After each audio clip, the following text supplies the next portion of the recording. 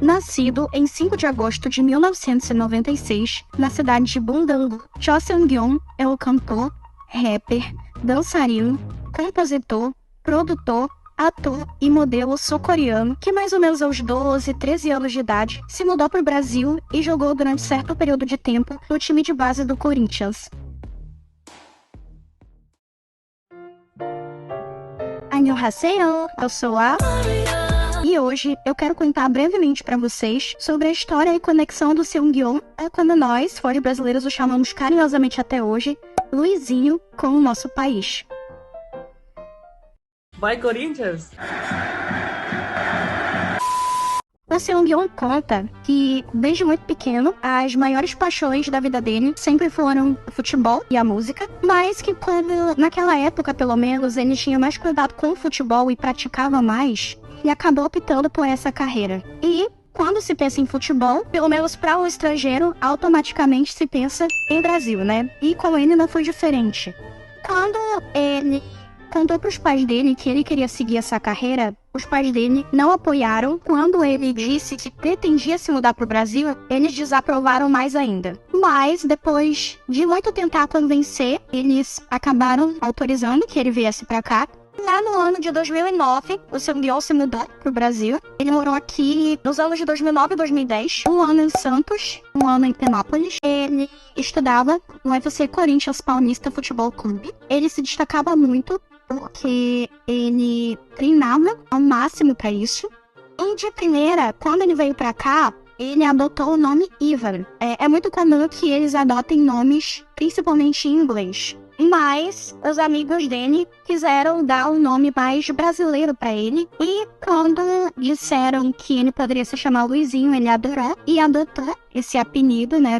E ele disse que aprendeu português, assim, na marra. Que ele aprendeu ali jogando mesmo. Ele disse que só ouvindo os treinadores e os amigos dele que ele aprendeu várias palavras que no começo soavam desconexas para ele, né? Porque, querendo ou não, português é uma língua difícil até para nós brasileiros. Então, imagina para um estrangeiro que nunca teve contato, né, com português. Ele aprendeu a conjugar e tal, né, a formar frases e aos poucos ele foi aprendendo mais e mais e acabou ficando fluente, né. Ele também disse que ele adora as músicas brasileiras. Ele era muito eclético, que ele ouvia de Luan Santana até Exalta Samba. Olha isso, gente. Mas é claro que nem tudo são flores e quando ele sentia muita saudade do país dele, da família, ele tinha o costume de ouvir músicas coreanas no MP3 dele e de sair com os amigos coreanos que ele fez para restaurantes que vendiam comida coreana. Essas eram as maneiras que ele encontrava de matar um pouco a saudade, né? Mas aí, quando ele tinha ali cerca de 15, 16 anos, ele percebeu que a verdadeira paixão dele era a música. E ele disse que tem uma memória até hoje, uma memória que machucou muito ele, mas que foi o pontapé inicial para ele correr atrás desse sonho de se tornar um cantor.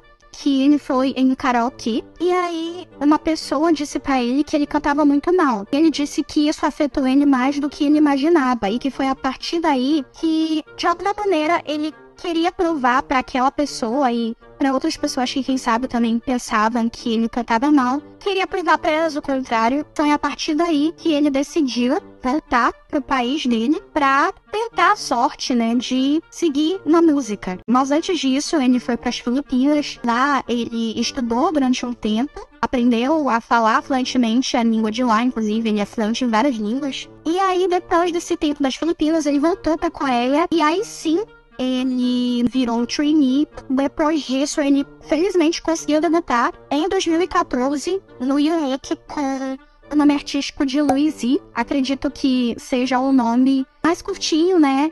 Com o Y e derivado de Luizinho, é claro, a influência é óbvia. E a Unique era um grupo que, infelizmente, nunca de fato alcançou o mainstream na Coreia, mas eles eram muito amados e muito populares na China. Mas não era só na China que eles eram muito amados, eles também eram ovacionados aqui no Brasil, justamente por conta dessa ligação que o Seung-yeon tinha com o nosso país.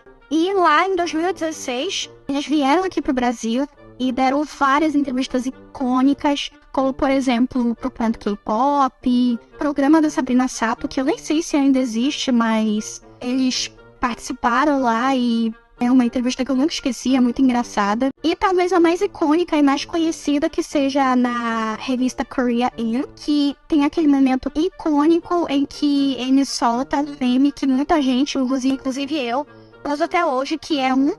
Eu vou estar.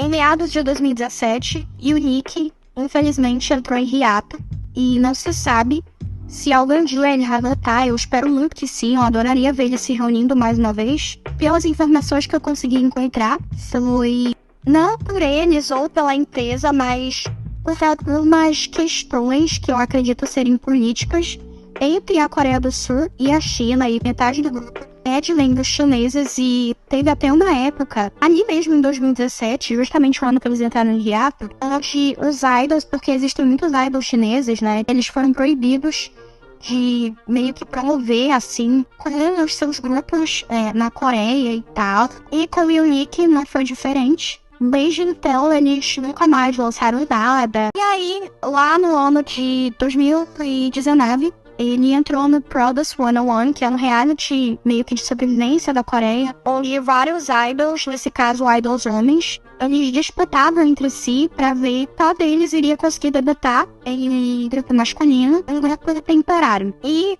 desde o primeiro momento em que o Seung-yoon apareceu, felizmente, finalmente, né, reconheceram o muito talento que esse garoto tem. Ele foi um dos participantes mais ovacionados, mais populares. Todo mundo ficou completamente apaixonado por ele e eu fiquei muito feliz, eu torci muito por ele. Ele foi tão amado que no final da competição ele chegou a quinto lugar. Então ele foi um dos participantes que conseguiu debutar nesse grupo que ia se chamar X1. E o X1 debutou lá em 2019 mesmo e durou até 2020, né? Durou tanto tempo. Depois que o X1 se separou, Seung-yoon, ele seguiu mais uma vez com a sua carreira solo. Seung-yoon, ele faz várias lives, principalmente na época em que todo mundo estava em casa por conta da quarentena e tudo mais. E ele também tem o costume de responder comentários em português. Tu fala em português, por favor, nunca te pede nada.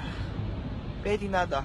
Please. Inclusive, uma live dele que viralizou muito aí durante a quarentena foi uma live que eu tava, maravilhoso, onde ele cantou Tô de Cara Com Você, do Luan Santana, acredito que esse seja o nome da música. Tô de cara com você, tô de cara com você, me apaixonei e você não quer. Esse trecho dele cantando acabou chegando ao próprio Luan Santana e ele compartilhou os stories, agradeceu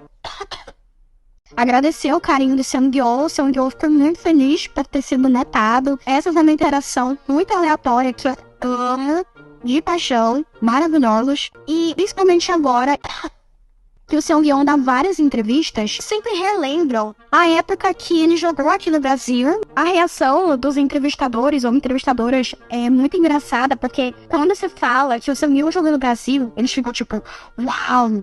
Meu Deus, ele jogou no Brasil. Mas é engraçado ver a reação deles, porque claramente eles ficam muito orgulhosos. Porque, tipo, pra um estrangeiro chegar aqui, né, é uma coisa, acredito que complicada. Então, ele ter conseguido isso, ainda mais um coreano, né, porque é tão difícil de se ver. Mas é sempre um motivo de muito orgulho pra eles, sabe? E eu acho isso muito fofo. E também, além de sempre pedirem pra ele falar sobre a época que ele jogou aqui, também pedem pra ele dizer alguma coisa em português e...